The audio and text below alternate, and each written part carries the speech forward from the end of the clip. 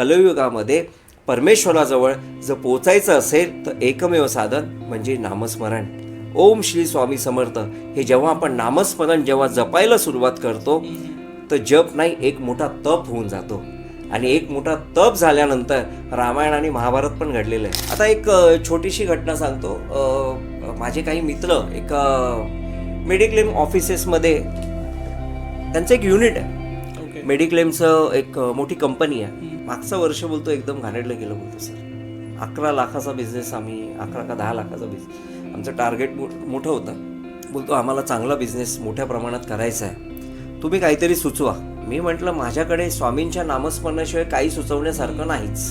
एक 150-200 स्क्वेअर फीटमध्ये त्यांचं युनिट, तिथे फक्त ते 6-7 जण काम करतात. दुसरं युनिट दुसऱ्या डिपार्टमेंटमध्ये, असे त्यांचे 10-12 युनिट आहेत. तर मी गेलो तिथे, बसलो, मी बघितलं तिथे काही गोष्टी अडगळीच्या होत्या. मी म्हटलं हे साफ करा, इथे हे अडगळीच्या गोष्टी नाही ठेवायच्या.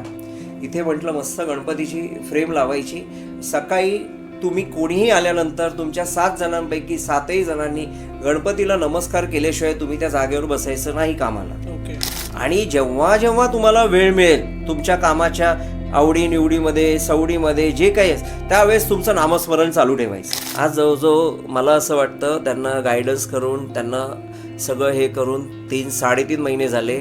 मागच्या मार्च एंडिंगला त्यांचा बिझनेस 42 लाख रुपये झाला. 10-11 लाखावरून 11 लाखावरून त्यांचं युनिट तिथे 1 नंबरला आलं.